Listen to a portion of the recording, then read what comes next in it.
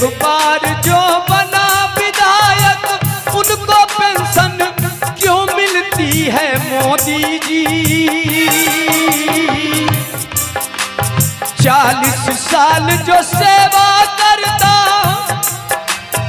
उनको पेंशन क्यों नहीं मिलती मोदी जी? जब एक देश एक संविधान फिर पेंशन क्यों आसमान के? इतना जुल्म न करिए, मांग मेरी पूरी करिए, पुरानी पेंशन लागू करिए, हम इसके हकदार के। इतना जुल्म न करिए, मांग मेरी पूरी करिए। पुरानी पेंशन लागू करिए, हम इसके अधिकार के। इतना जुल्म न करिए, हम पेंशन लागू करिए, इतना जुल्म न करिए, मांग मेरी पूरी करिए। साथियों नमस्कार। आज हम लोग का पटना जिला कमेटी का बैठक था।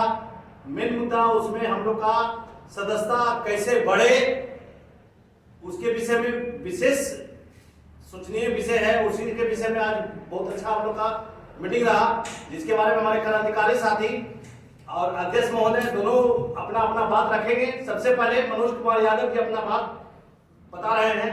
सर बहुत बहुत धन्यवाद। आज की हमारी महासंघ गोपगुट की पटना जिला कमेटी की बैठक थी, जिसमें हम लोगों ने कुछ कर्मचारियों के हित के लिए बहुत महत्वपूर्ण निर्णय लिए हैं। जैसे कि अभी तो हमारा महासंघ गोपगुट का राज्य सम्मेलन होना है 10, 11 और 12 अप्रैल को बक्सर में, तो उसकी तैयारियों के भी समय पर बात हुई है। और पुरानी पेंशन बहाली के लिए एक निर्णय लिया गया है कि 24 जनवरी 2025 से लेकर 12 फरवरी 2025 तक एक हस्ताक्षर अभियान चलाया जाएगा बिहार के कर्मचारियों के बीच। पूरे बिहार में हस्ताक्षर अभियान चलेगा, क्योंकि 24 जनवरी को कर्पूरी ठाकुर जी की जयंती है, तो उस दिन हम लोग इसका शुभारंभ करेंगे। और यह हस्ताक्षर अभियान 12 फरवरी तक चलेगा, जिसमें बिहार के पूरे हर एक विभाग के कर्मचारी, शिक्षक, पेंशन विहीन हैं, जो APS में है, OPS में है, सारे लोग उसके समर्थन में हस्ताक्षर करेंगे। और रही बात की एक अपने महासंघ की तौर पर, तो हमारे जो हमसे संबद्ध संगठन है उनसे ये कहा गया है कि उनको अपनी सदस्यता बढ़ाने पर वो आवश्यक जोर दें, उनकी सदस्य संख्या को बढ़ाएं, और जो राज्य सम्मेलन होना है उसकी तैयारियों पर बात करें। और कुछ विभागीय मुद्दे हैं, जैसे कि ITA कर्मचारियों का मुद्दा है कि अनुदेशकों का ग्रेड पे 46 होना चाहिए। ITA में जो अनुबंध पर साथी काम कर रहे हैं उनको नियमित करना हो गया, या फिर जो पुलिस चतुर्थवर्गीय कर्मचारी संघ के जो हैं उनका एक मुद्दा रहा है कि प्रमोशन का मुद्दा है, प्रोन्नति का मुद्दा है, या फिर उनको 13 माह के वेतन का मुद्दा है पुलिसकर्मियों के भांति, क्योंकि उनका काम भी पुलिसकर्मियों के साथ साथ ही रहता है, तो वो ऑफ डे में भी, छुट्टियों के दिन भी लगातार काम करते हैं। तो जिस तरह एक आम पुलिस को भी, एक आम सिपाही को भी 13 महीने का वेतन दिया जाता है, उसी तरह जो चतुर्थवर्गीय कर्मचारी होते हैं उनको भी 1 माह का वेतन, यानी पूरे 1 साल में 12 महीने का 1 माह का अतिरिक्त वेतन उनको दिया जाना चाहिए, क्योंकि वो विभिन्न तरह के छुट्टियों में भी काम करते रहते हैं। इसके साथ साथ विभिन्न कार्य विभागों का मामला है, तो उसके बारे में विस्तार से हमारे अध्यक्ष जी बैठे हुए हैं, वो बताएंगे कि उनकी विभागीय समस्या क्या थी और उन पर क्या निर्णय लिया गया है। तो मैं माइक हैंड ओवर करता हूँ अपने अध्यक्ष महोदय जी। नमस्कार, बहुत बहुत धन्यवाद। नमस्कार साथियों, आज की जो बैठक जिला महासंघ की पटना की गोपगुट की जो बैठक हुई, उसमें हमारे सचिव जी ने आपको सारी बातों को बताया कि क्या क्या हम लोगों ने निर्णय लिया। और इन निर्णयों के अलावा कार्य विभाग का एक लिपिकीय संवर्ग प्रणाली का मामला चल रहा था, जिसमें महासंघ के पहल पर और वित्त विभाग से भी उसकी सहमति मिल गई है। और नोडल विभाग चूँकि ग्रामीण ये भवन निर्माण विभाग है, तो वहाँ पर ये फाइल चली गई है और वहाँ से वो समान प्रशासन में जा रहा है फाइल, और समान प्रशासन से उसमें उसका सहमति मिलने में कोई प्रॉब्लम नहीं है, क्योंकि ये मामला पहले से कुछ बिंदुओं पर कारण परीक्षा थी वित्त विभाग का, जिसके चलते इस फाइल में थोड़ा सा विलम्ब हुआ था। समान प्रशासन विभाग से इसका सहमति मिलने के पश्चात उम्मीद है कि इस माह के अंत तक हम लोग ज़्यादा उम्मीद कर रहे हैं कि ये आपको कैबिनेट में चला जाएगा और एक संवर्ग प्रणाली बनेगा जो मुख्यमंत्री स्तर का होगा कार्य विभाग में, जिसमें सभी कर्मचारी इसके लिए बहुत दिन से प्रतीक्षा कर रहे थे, उनकी जो प्रतीक्षा थी वो समाप्त होने की लगा था।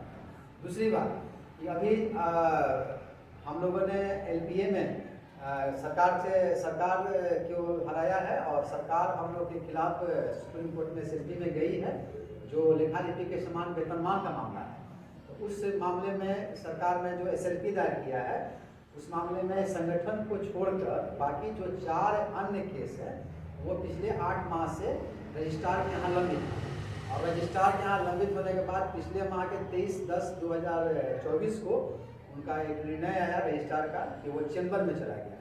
अब चैम्बर के निर्णय के बाद उम्मीद है कि जल्द ही उस पर वो बेंच में जाएगा और हम लोग जो लेखा लिपि के समान NDC UDC का जो मैटर है वेतनमान का, उसमें भी सरकार को हम लोग हराएंगे। और फिर 2 बार चूँकि यहाँ से हाईकोर्ट में हमने हराया है, उम्मीद है कि तीसरी बार भी हराएंगे और फिर कर्मचारियों का जो मामला है वो सॉल्व होगा वेतनमान का। ये बहुत बड़ी बात है साथियों, चूँकि महासंघ का हमेशा कर्मचारियों के प्रति जो आपका जो समस्या है उसके समाधान के लिए हम लोग प्रयासरत रहते हैं और उम्मीद है कि आने वाले समय में भी हम लोग प्रयासरत रहेंगे और संगठन को और विस्तार करेंगे। धन्यवाद। जिला कमेटी के अध्यक्ष जी बोल रहे थे मिस्टर पाकुद्दीन अली अहमद जी। अब हमारे साथ इसके साथ जुड़ने वाले हैं हमारे महासचिव जी प्रेमचंद कुमार सिन्हा जी। सर धन्यवाद। साथ ही आज की जो बैठक में हम लोग जो निर्णय लिए, साथ ही इसके साथ साथ पुराने पेंशन के जो बहाली के लिए जो हस्ताक्षर अभियान चलेगा, उसके साथ अनुबंध मानदेय मोर्चा की भी बैठक लगातार चल रही है। अनुबंध मानदेय कर्मचारियों आउटसोर्स कर्मचारियों की भी जो सेवा स्थायी हो, सेवानिवृत्ति के बाद उनको भी एक सामाजिक सुरक्षा के रूप में उनको पेंशन मिले, ग्रेजुएटी मिले, उसके लिए भी हम लोग आने वाले दिनों में आंदोलन करने की तैयारी कर रहे हैं। इसके साथ साथ जो ANM का जो आंदोलन में 77 दिनों का जो वेतन जब्त किया गया, उसके लिए भ्रष्टाचार किया गया, उसके लिए कई बार डेलीगेशन भी हमारे जनप्रतिनिधियों द्वारा भी किया गया है। अभी हम लोग पत्र लिख रहे हैं, लगातार सरकार से मांग कर रहे हैं कि जो 77 दिन का जो कार्य बहिष्कार था उनका भी मानदेय का भुगतान हो। इसके साथ साथ जो शिक्षक BPSC से ज्वाइन किए हैं, तो BPSC का जो शिक्षकों का जो वेतनमान पहले हुआ करता था सहायक शिक्षकों का, और वेतनमान BPSC के नियुक्त शिक्षकों को मिले, तो क्षमता परीक्षा जो उत्तीर्ण हो चुके हैं उनको मिले, और तमाम जो ऐसे नियोजित शिक्षक जिनकी सेवा 10 साल 12 साल से अधिक हो गई है तो उनको कालबद्ध प्रोन्नति मिले। समस्थानिक इंडेक्स में उनका जो है समायोजन हो, वेतनमान का फिक्सेशन हो। इस मांग को लेकर के भी हम लोग महासंघों के द्वारा जो है लगातार आंदोलन किया जाएगा। और बजट सत्र में तमाम जो हमारे जो कर्मचारी शिक्षक हैं मिलजुल कर एक बड़े आंदोलन की तैयारी कर रहे हैं। 2025 कर्मचारियों का वर्ष हो, 2025 में जो है कर्मचारियों का हक अधिकार अधिक से अधिक मिले, इसके लिए महासंघों को लगातार प्रयास कर रहा है। और इसीलिए हम लोगों ने दिल्ली से लेकर पटना तक, बक्सर तक हम लोग कार्यक्रम कर रहे हैं। दिल्ली में भी हम लोग 24, 25, 26 फरवरी को AICCT का हम लोग राष्ट्रीय सम्मेलन कर रहे हैं।